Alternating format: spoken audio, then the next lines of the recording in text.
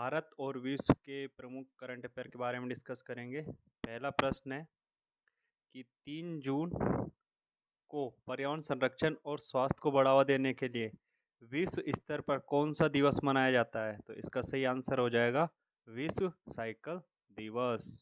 ठीक है, अब इसके थोड़ी सी इसकी डिटेल पढ़ लेंगे कि संयुक्त राष्ट्र महासभा ने वर्ष 2018 में 3 जून को विश्व साइकिल दिवस के रूप में घोषित किया था।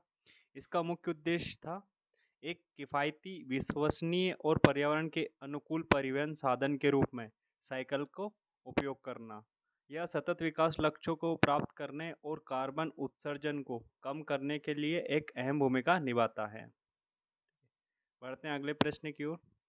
दूसरा प्रश्न है, मध्य प्रदेश सरकार द्वारा राज्य में नदियों और जल स्रोतों के संरक्षण के लिए जून 2026 में कौन सा नया विशेष अभियान शुरू किया गया? तो इसका सही आंसर हो जाएगा जल गंगा संवर्धन अभियान।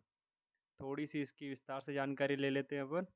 विश्व पर्यावरण दिवस 5 जून को मनाया जाता है, ये सबको पता होगा। तो विश्व पर्यावरण दिवस और गंगा दशहरा के उपलक्ष्य में मध्य प्रदेश सरकार ने राज्य भर में बावड़ियों, कुओं, झीलों और नदियों के संरक्षण व सफाई के लिए जल गंगा संवर्धन अभियान शुरू किया है।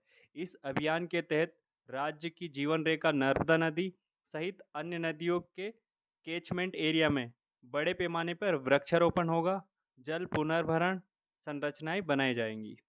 बढ़ते हैं अगले प्रश्न की ओर। प्रश्न नंबर 3। प्रश्न नंबर 3 है, हाल ही में भारतीय रेलवे ने पर्यावरण अनुकूल परिवहन की दिशा में अपनी पहली हाइड्रोजन ट्रेन का ट्रायल किस रूट से शुरू करने की घोषणा की है? तो सही आंसर हो जाएगा जिंद सोनीपत रूट पे। ठीक है, विस्तार से इसकी जानकारी लेते हैं।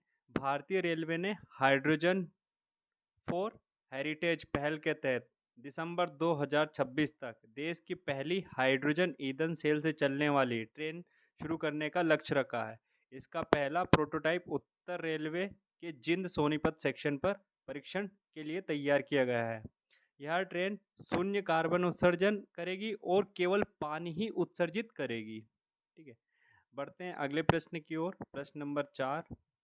भारतीय वायुसेना ने जून 2026 में अमेरिका के अलास्का में आयोजित किस बहुराष्ट्रीय हवाई युद्ध अभ्यास में भाग लिया? तो इसका सही आंसर हो जाएगा रेड फ्लैग 26। सही आंसर क्या हो जाएगा? Red flag 26। इसकी विस्तार से जानकारी लेते हैं। रेड फ्लैग अमेरिकी वायुसेना द्वारा आयोजित एक उन्नत और अत्यधिक यथार्थवादी हवाई युद्ध प्रशिक्षण अभ्यास है। इसमें भारतीय वायुसेना ने अपने राफेल लड़ाकू विमान के साथ हिस्सा लिया है। इस अभ्यास का उद्देश्य मित्र देशों की वायुसेना के बीच तालमेल और इंटरऑपरेबिलिटी को बढ़ावा देना। बढ़ते हैं अगले प्रश्न की ओर। प्रश्न नंबर 5। ये सारे बहुत ही इम्पोर्टेंट करंट अफेयर के क्वेश्चन हैं। आप एक बार इनको सुन लें, उसके बाद एक बार रिवाइज कर लें स्वयं से। प्रश्न नंबर 5 है, भारतीय अंतरिक्ष अनुसंधान संगठन इसरो ने पृथ्वी के बढ़ते तापमान की निगरानी के लिए किस देश की अंतरिक्ष एजेंसी के साथ तृष्णा मिशन लॉन्च किया है? तृष्णा मिशन किस एजेंसी के साथ लॉन्च किया है? तो फ्रांस की एजेंसी है CNES। जैसे कि भारत के इसरो, इसी प्रकार फ्रांस की अंतरिक्ष एजेंसी है CNES। ठीक है, इसकी विस्तार से थोड़ी सी जानकारी लेते हैं। तृष्णा, अब तृष्णा का फुल फॉर्म पूछा जा सकता है आपसे। Thermal thermal infrared imaging satellite for high resolution natural resource assessment. Bharat और फ्रांस का एक संयुक्त मिशन है। कौन सा? तृष्णा। ठीक है, तृष्णा भारत और फ्रांस का एक संयुक्त मिशन है। यह उपग्रह पृथ्वी के सतह के तापमान, शहरी हिट आइलैंड प्रभाव और वैश्विक जल चक्र की अत्यधिक सटीक निगरानी करेगा, जो जलवायु परिवर्तन के अध्ययन में मील का पत्थर साबित होगा। बढ़ते हैं अगले प्रश्न की ओर। प्रश्न नंबर 6। हाल ही में चर्चा में रहा भारतीय संविधान का अनुच्छेद 93 मुख्य रूप से किससे संबंधित है? तो लोकसभा अध्यक्ष और उपाध्यक्ष का चुनाव अनुच्छेद 53 में दे रखा है कि लोकसभा के अध्यक्ष और उपाध्यक्ष का चुनाव कैसे किया जाना है। नई लोकसभा के गठन के बाद अध्यक्ष का चुनाव सबसे महत्वपूर्ण संवैधानिक प्रक्रिया में से एक होता है। अनुच्छेद 93 के अनुसार लोकसभा अपने सदस्यों में से जल्द 2 सदस्य को अध्यक्ष और उपाध्यक्ष के रूप में चुनेगी। बढ़ते हैं अगले प्रश्न की ओर। प्रश्न नंबर 7 है, हाल ही में ताइवान एथलेटिक्स ओपन 2026 में भारत की स्टार एथलीट नैना जेम्स ने किस खेल में स्वर्ण पदक जीता है? तो उत्तर हो जाएगा लंबी कूद में। थोड़े विस्तार से जानकारी लेते हैं। नैना जेम्स ने अंतर्राष्ट्रीय स्तर पर शानदार प्रदर्शन करते हुए महिलाओं की लंबी कूद स्पर्धा में स्वर्ण पदक हासिल किया है।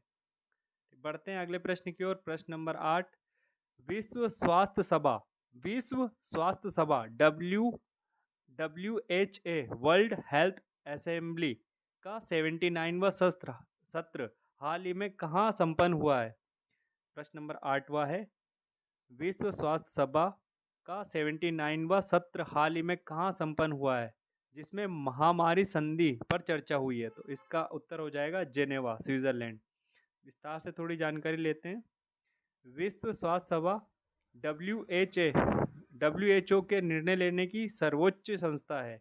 इसका वार्षिक सत्र जेनेवा, जहां WHO का मुख्यालय है, में आयोजित किया जाता है।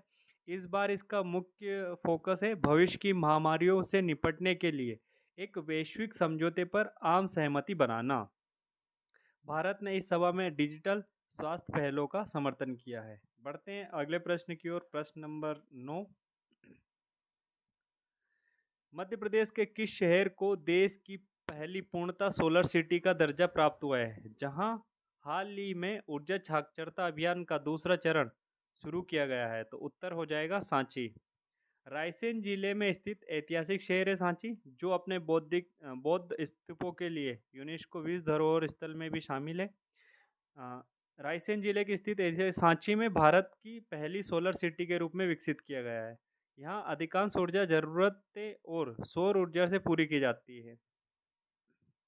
बढ़ते हैं नेक्स्ट प्रश्न की ओर। प्रश्न नंबर 10, हाल ही में भारतीय रिजर्व बैंक RBI द्वारा 2026 में विदेश से भारत में लाए गए कुल स्वर्ण भंडार की मात्रा का मुख्य कारण क्या है?